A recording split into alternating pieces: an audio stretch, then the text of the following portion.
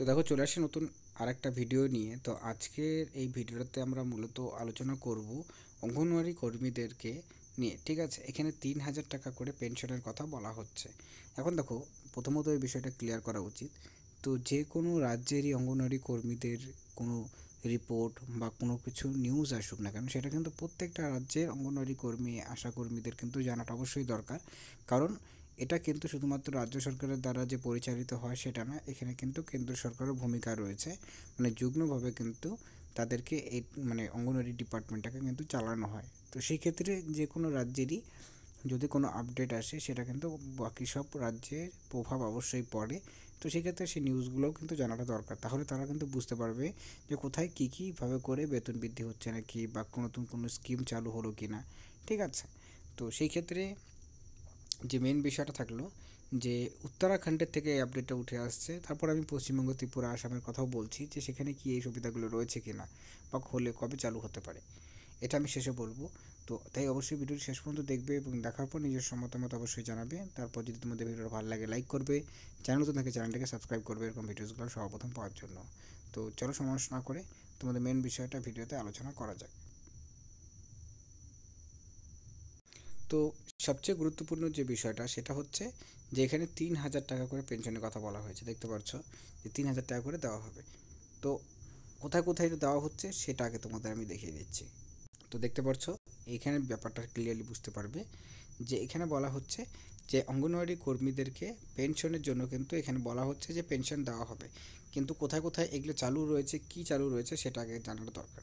এখানে দেখো লেখা রয়েছে যে অনেকগুলো রাজ্য রয়েছে যেখানে তারা কিন্তু অঙ্গনওয়াড়ি কর্মীদেরকে কী করছে, অঙ্গনওয়াড়ি কর্মীদের রিটায়ারমেন্টের যে সামাজিক সুরক্ষা সেটার টাকা কিন্তু তারা তারা প্রদান করছে। যার মধ্যে মানে পেনশন বা রিটায়ারমেন্টের পর যে টাকাটা সেটা, তার মধ্যে এখানে কিন্তু কর্ণাটক, কেরালা এবং ত্রিপুরার কথা কিন্তু বিশেষ করে বলা হয়েছে। ঠিক আছে, এবং বাকি অন্যান্য রাজ্যতে কিন্তু রিটায়ারমেন্টের পর এককালীন টাকাও কিন্তু দেওয়া হয়ে থাকে, সেটা ভ্যারি করে।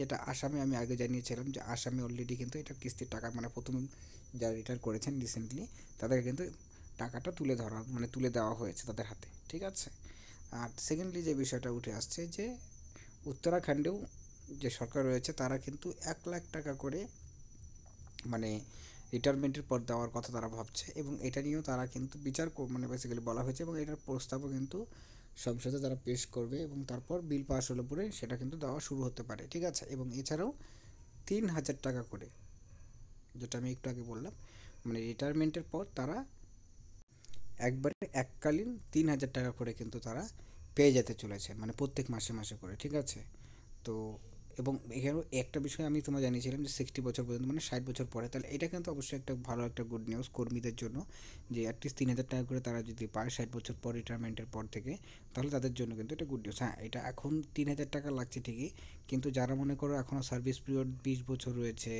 সার্ভিস পিরিয়ড 30 বছর রয়েছে, তাহলে সেই ক্ষেত্রে কিন্তু তাদের সেই সময় গিয়ে কিন্তু 3,000 টাকা থাকবে না। মানে রিসেন্টলি যারা রিটায়ারমেন্ট করবেন তাদের জন্য তুমি আমরা তোমাদের হচ্ছে 3,000 টাকা করে হতে পারে, কিন্তু পরবর্তী সময় সেটা 10,000ও হতে পারে, কারণ যেহেতু সময়ের সাথে সাথে টাকার ভ্যালুয়েশন বাড়বে।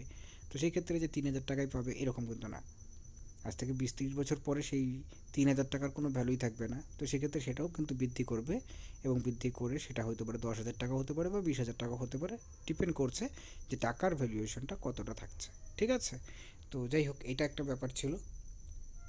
তো যাই হোক এই আপডেটগুলোই ছিল আজকের এই ভিডিওটিতে। ভিডিওটি দেখার জন্য অসংখ্য ধন্যবাদ।